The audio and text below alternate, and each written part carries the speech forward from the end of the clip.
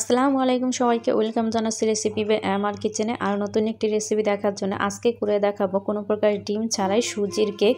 যারা ডিমের কেক পছন্দ করেন না, আশা করছি আমার এই ভিডিওটি তাদের জন্য উপকার আসবে। এই কেকের রেসিপিটি ডিম ছাড়াও কিন্তু সুজি দিয়ে নরম তুলতুলে এই কেকটি খেতে কিন্তু অসম্ভব মজাদার হয়। তাই আশা করছি ভিডিওটি না টেনে পুরো ভিডিওটি দেখবেন। ভালো লাগলে অবশ্যই ফ্রেন্ড এবং ফ্যামিলির সাথে ভিডিওটি শেয়ার করে দিবেন আর ভিডিওতে একটি লাইক দিয়ে দেবেন। চলুন তাহলে শুরু করি। তো প্রথমে একটি মিক্সিং বল নিয়ে এখানে আমি নিয়ে নিচ্ছি 1 কাপ পরিমাণে সুজি। এখানে আমি ছোট দানার যে সুজিটা আছে সেটা ব্যবহার করছি, তার জন্য আর ব্লেন্ডার করছি না। আপনারা যদি বড় দানার সুজি ব্যবহার করেন তাহলে অবশ্যই একটু ব্লেন্ডার করে নেবেন।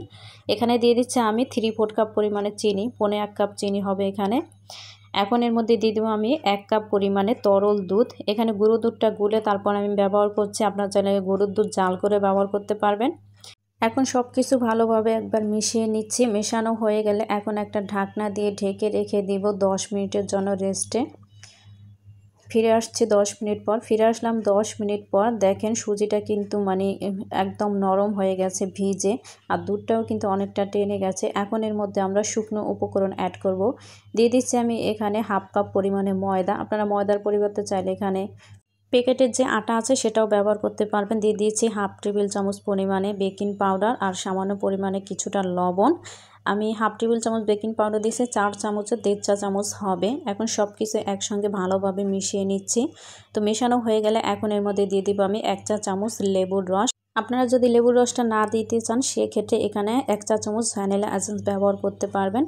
তো সব কিছু একসঙ্গে মেশানো হয়ে গেলে এখন এর মধ্যে দিয়েছি আমি 1/4 কাপ পরিমাণে রান্না সয়াবিন তেল। তেলটাকে দিয়ে ভালোভাবে এখন সব কিছু একসঙ্গে মিশিয়ে নিলে কিন্তু আমাদের কেকের ব্যাটারটা রেডি।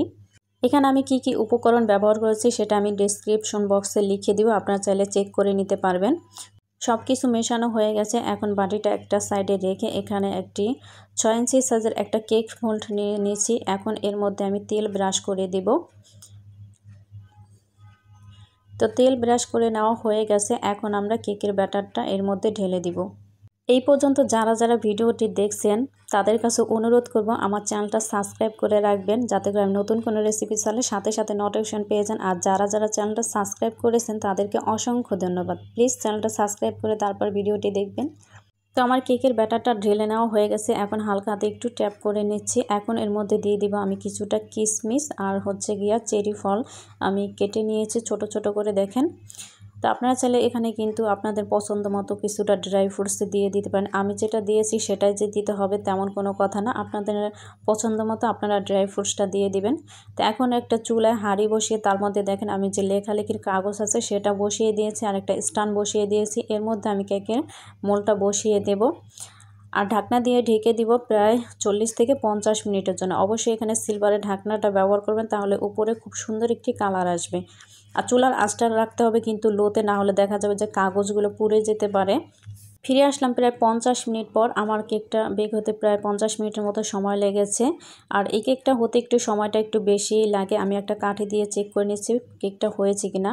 আর এখানে আরেকটা কথা, আপনারা যদি কাগজ না দিতে চান, কেউ যদি বলে যে কাগজের পুরা গন্ধ আসে কাগজ দিলে, সেক্ষেত্রে আপনারা এখানে বালু দিয়েও কিন্তু কেকটা বেক করে নিতে পারবেন। আর এর মধ্যে কাগজ দিয়ে আপনি যদি চুলার আঁচটা বাড়িয়ে দেন তাহলে কিন্তু কাগজটা দ্রুত পুড়ে যাবে, আর তখন কিন্তু কেকের ভেতর থেকে একটা পোড়া গন্ধ আসবে। কাগজটা দিলে কিন্তু চুলার আঁচটা একদম লোতে করে দিতে হবে, যাতে করে কাগজটা দ্রুত পুড়ে না যায়। এই টিপসগুলো ফলো করে আপনারা যদি কেক বানান তাহলে আপনাদের কেক সুন্দর একটি কালারও আসবে, আবার দেখবেন যে কেকের ভেতর পুরো গন্ধও লাগবে না। আর উপরে কিন্তু অবশ্যই সিলভারের ঢাকনাটাও ব্যবহার করবেন, তাহলে খুব সুন্দর কালার আসবে এরকম। তো দেখেন আমি কেকটা ঠান্ডা করে তারপর ছুরি দিয়ে সাইড থেকে একটু ছাড়িয়ে নিয়েছি, যাতে করে কেকটা খুব সহজে বের হয়ে আসে। আর দেখেন মাশাআল্লাহ করে কত সুন্দর হয়েছে কেকটা, সব দিক থেকে খুব সুন্দর কালার এসে। আর অবশ্যই কেকটাকে কিছুটা ঠান্ডা করে তারপর মোল্ড আউট করবেন, না হলে দেখা যাবে কেকটা কিন্তু গরম অবস্থায় যদি মোল্ড আউট করতে যান কেকটা কিন্তু ভেঙে যাবে, যেহেতু এই সুজির কেকটা অনেকটা নরম থাকে তার জন্য। তো আপনাদেরকে আমি একটু কেটে দেখাচ্ছি ভেতরটা আসলে কেমন হয়েছে। দেখেন কতটা সফট হয়েছে, আপনাদেরকে আমি দেখাচ্ছি, দেখেও হয়তো বুঝতে পারছেন কতটা নরম হয়েছে। আসলে এই সুজির কেকটা খেতে অনেক বেশি মজা, আমার হাজব্যান্ড অনেক বেশি পছন্দ করে এই সুজির কেকটা খেতে। আশা করছি আপনাদের বাসার লোকদের যদি এইভাবে কেক বানিয়ে খাওয়ান, আপনাদের বাসার লোকেরাও আপনারা এই কেকের ফ্যান হয়ে যাবে। তো আশা করছি ভিডিওটি ভালো লেগেছে। ভিডিওটি ভালো লাগলে অবশ্যই একটি লাইক দিয়ে দেবেন আর আমার চ্যানেলটা সাবস্ক্রাইব করে রাখবেন। আর ফ্রেন্ড এবং ফ্যামিলির সাথে ভিডিওটি বেশি বেশি শেয়ার করে দিন। তো আজকের ভিডিওটি এই পর্যন্ত। সবাই অনেক বেশি ভালো থাকবেন, সুস্থ থাকবেন। আল্লাহ হাফেজ।